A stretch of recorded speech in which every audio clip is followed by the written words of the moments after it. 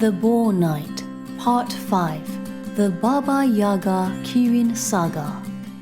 Time passes in strange ways. Whole days feel like mere moments, or mere moments a whole day. Sometimes it feels as though a whole year has passed, but we are reminded it is only March 3rd, and there is still much ahead of us. Other times, such as when sitting down to partake in our favorite pastime, hours feel stolen away. Time felt strange to Sir Nathaniel the Boar Knight the moment he saw the glistening stairs to Spinovin. He had reached them all too quickly, not soon enough, and perhaps at just the moment he was supposed to. Just as the sun was rising, it was taken away. A great, terrible whinny echoed through the forest, and in those collective seconds, Nathaniel and his friends shared a deep sadness. Madred felt a longing for her family, to see her many siblings laughing around the hearth of a childhood home. Winthrop's heart sank as he recalled the poems of the lost red fox, a story too sad to repeat. And Nathaniel recalled his gloomy past, striving to bring peace to the souls of Boar's End. The forest wept. Something was greatly amiss. That terrible whinny rang out again, and right before the trio set out to investigate the magnificent Kirin, its neck tangled in the ropes of 3 raucous riders. The hunters' thunderous horses pulled the Kirin, hauling it away to an unknown but doubtless unpleasant destination. Without hesitation, Nathaniel ran, determined, but at a great disadvantage with the short legs of a boar. His traveling companions fared similarly, their haste hindered by their gnomish and dwarven height. The great trunks and boughs of the trees muffled the kidnapped creatures' cries. They lost sight of the 3 hunters and the Kirin. Our band of little heroes stopped, thinking not of stairs and star-filled skies left far behind, but of the mythical captive Kirin's plight.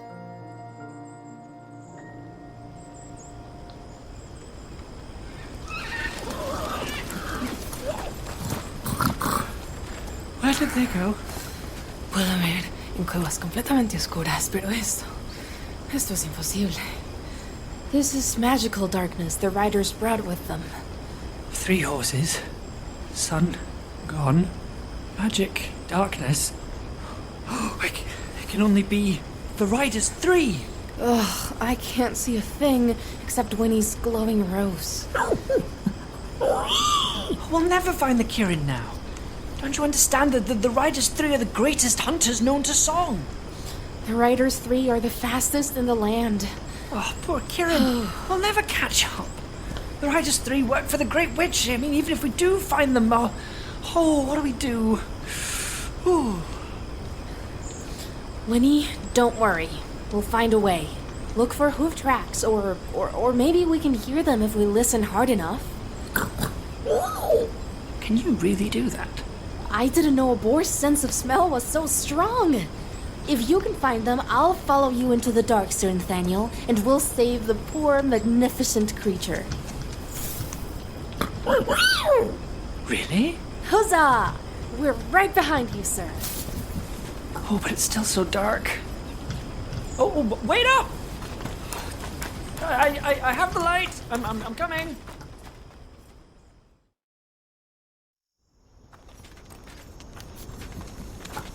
We've been on the trail for hours now. Are we sure we're going the right way? We believe in you, sir. Keep at it.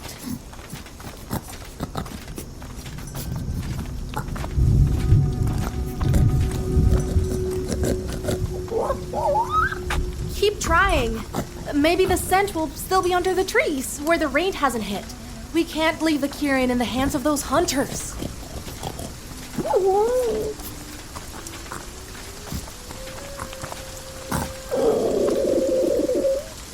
We'll look then. Look for tracks before the rain washes them away. Look! Over there! Through the trees! There's a cottage? They might have seen the Kirin. Or the riders.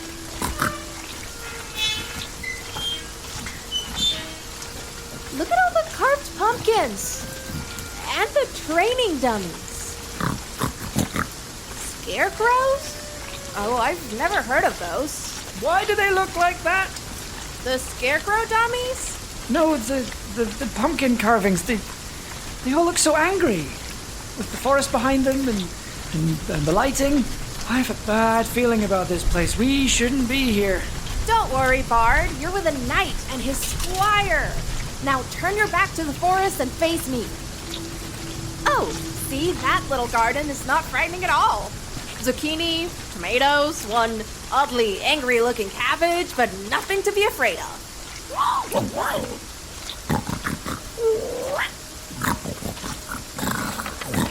Thank you. Now that I see it, yes, the little chimney and the vegetable plot remind me of my family home.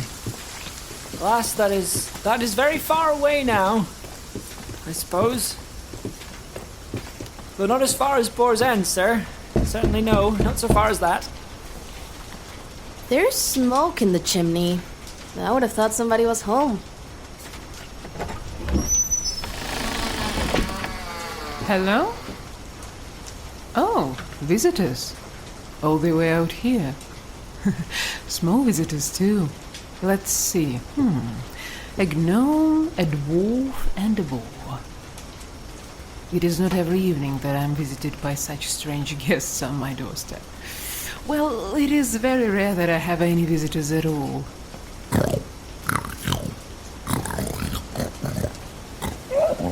Oh, Sir Nathaniel. That really is a treat. Thank you, you're very kind. I work diligently on my garden. My zucchini makes the best muffins in the wood, and my cabbages the best transfiguration potions. That may sound like bragging, but I won a ribbon for it, you see. Ma'am, have you seen No, I don't see much out here, except one time I saw a whole flock of hummingbirds. That was a sight. I didn't know they flocked. Oh, and that one time with the eels. Wait, did you say eels were... Now I have a whole bushel of chores to do today. Things need to get done even as your bones get rickety and can't seem to keep up with it all. You see, ma'am, we're looking for someone. Have you heard any... But aren't you a strapping young gnome? Why, if you can play that accordion on your back, I'd say you'd be a rather fetching minstrel. Well, I can play it, and... Well, ma'am, I am a bard, you see. That's an old talent then. Not many youngsters these days with the squeeze box. I remember those days. The music sounding out, the dancing bear. Could never control that bear once he got to dancing, but he earned his frivolity. He was also the best tax accountant in the woods, see, but you'd never have guessed it watching him do a fine hijack. Whoa. What's happened? The house moved. The house moved! So that's what an earthquake feels like from above ground. How strange.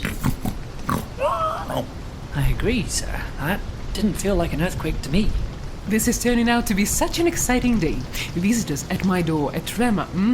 Lucky day. Wait, a quarter note? Sir Nathaniel, I have an idea. Ma'am, do you like pumpkin? I enjoy everything I grow in my garden, Bard, even the weeds and mosses. Great for the bees. Ma'am, we've been searching for some hunters who ran through here. Very close by, and very loudly. Certainly you know something. I'm afraid I've been inside all day drying my herbs and making a stew. Sadly, though, not enough to share, and my ears aren't what they used to be. I think you may know them, though. 3 riders, fastest horses in the land, fastest riders in the sky. Nothing. It's nothing. No need to worry. Must be old Busty. She likes to knock things over. My ceiling! The Kirin! Upstairs. Well, Oddly. Don't worry, Kirin, we're coming for you. Oh, no, you don't, little missy. No one barges into my hut. Now, my carpet, snap her up, wrap her up, tangle and tumble, squeeze and wheeze, punish trespassers these.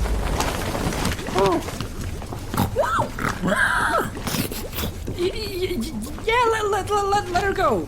I know who you are, but that Kirin is coming with Sir Nathaniel, with us. Oh, you say you know who I am, Barley. But you've got too much courage left to know the whole story. If so, you would have left when you figured it out.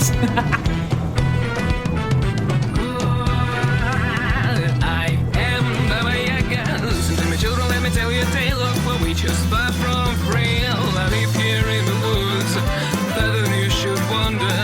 And as nature little children disobey their mothers and fathers. Baba Yaga. I'm Baba Yaga. Through a forest dark where trees they tend to grow, blooms a garden fence with swords of would-be heroes. In a cabin on the legs of a chicken dwells this ancient witch whose potions sicken Baba Yaga.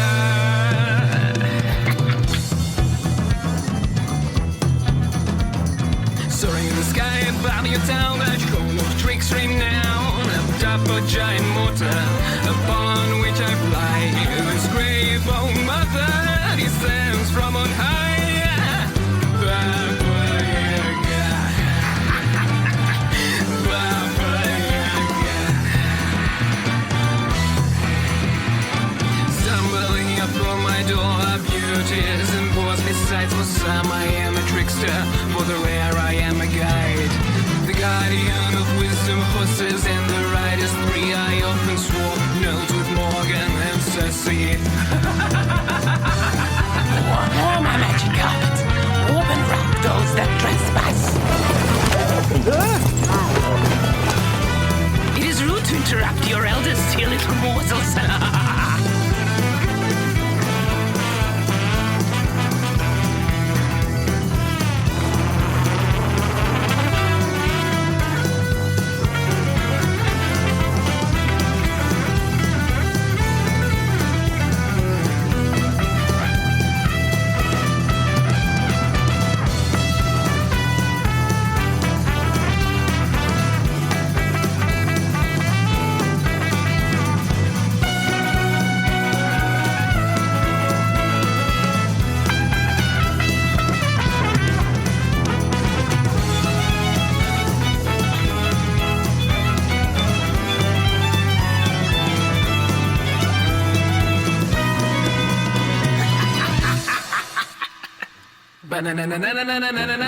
Streaming through roaring thunder fog, their riders ride and swarm, bringing light, night, and fire, on steeds that never tire, and honey every move and elusive roasty brew.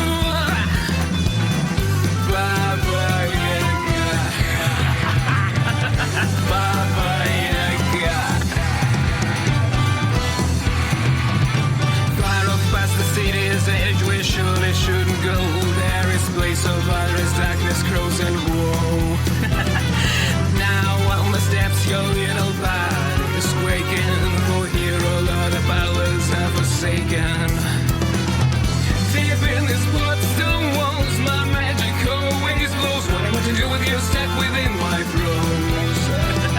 Run, hide, I'll find you. I am Baba Yaga.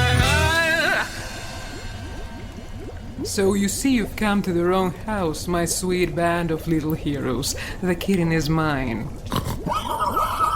Yeah, why? Why take the Kirin? Stop your questions, little fools. No, see, I know your whole story, Baba Yaga. You said I didn't, and that if I should be scared, and I am, but I do. I do know the whole story, even your weakness, so you should be scared.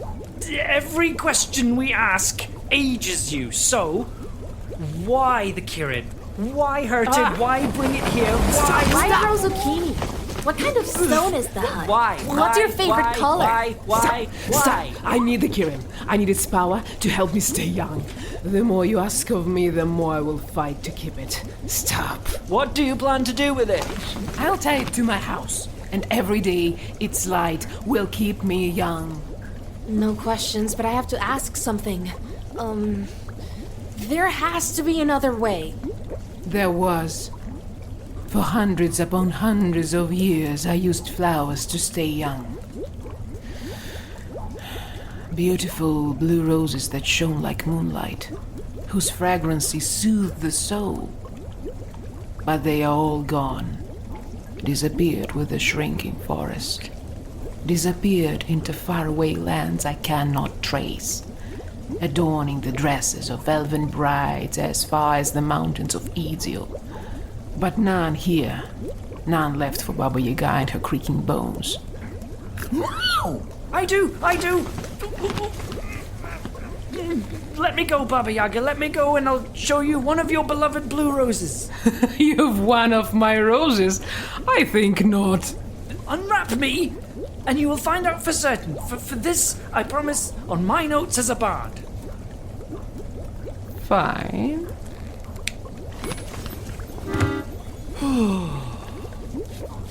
Now, I have it here somewhere. Ooh. Here. A blue rose, shining like moonlight. My dear, my love. Give it here. Fine. As Sir Nathaniel says, you may have this rose. But, if you let us all go, Kirin too, we can tell you where we found it. It's not the last. And Sir Nathaniel does not lie. Yes, I'll free you all. Give me the location of my roses. Now, my roses. Tell me where to find my roses. The Kirin too, then. Now tell me, I must tend to my roses. My word is magic, dear knight. You're safe, so long as you fulfill your side of the deal. There are many bushes of them growing strong and beautiful within the massive mouth of the forest hall. It walked south just this morning. Oh, was it yesterday? The forest hroll. Not a problem for my quick riders 3. We can fell the hroll and take my roses in a day. No, don't you dare hurt the hroll. Those roses are your side of the bargain, diminutive warrior. I'd be careful with your words. You see, if you kill the hroll, the roses inside will die too. But if you just talk with the hroll, you can work together, and your supply will last forever. I see. Yes, the hroll is the perfect environment. I can't risk losing those roses. I will send my riders to find the hroll and then move my house there, quick as can be. So out with you all, and take the Kirin with you. I have work to do.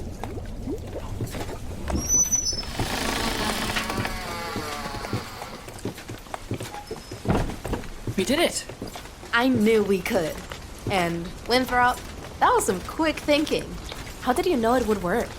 Well, bards know all kinds of stories and stuff. It's our dream to be the one to spread them. The big stories, the myths, the legends. And she's one of the greatest witches of legends. We're very lucky to have found that rose when we did. Well, thank you, sir. I guess I did help a bit too. Just wondrous. These are the fairest times in all of history. Getting to live when creatures like this still walk the woods. I don't know how I can put you to song, fair Kirin. No words will do you justice. We've done a great thing today. Truly, you have. Oh? Let your mind and snout guide you back, fair knight. Calm now, on my orders, for your quest is only just beginning. Farewell, saviors great and small, and thank you.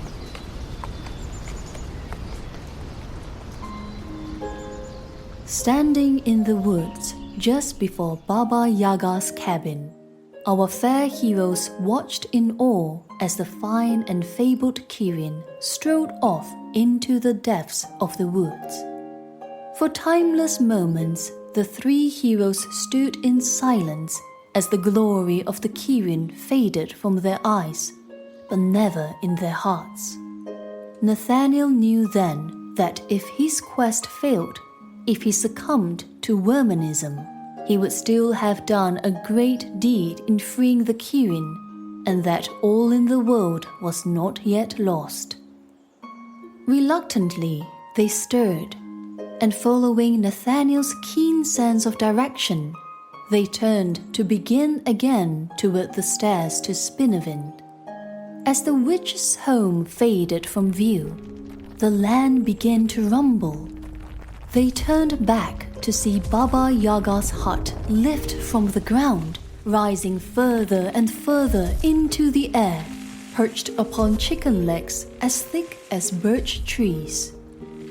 The cabin walked off toward the south, leaving its garden and pumpkins to the squirrels and deer. These strange wonders behind them, and the unnatural darkness of the riders three gone, the trio once again reached the silk stairs to Spinnerwind, this time under the rays of a beautiful sun.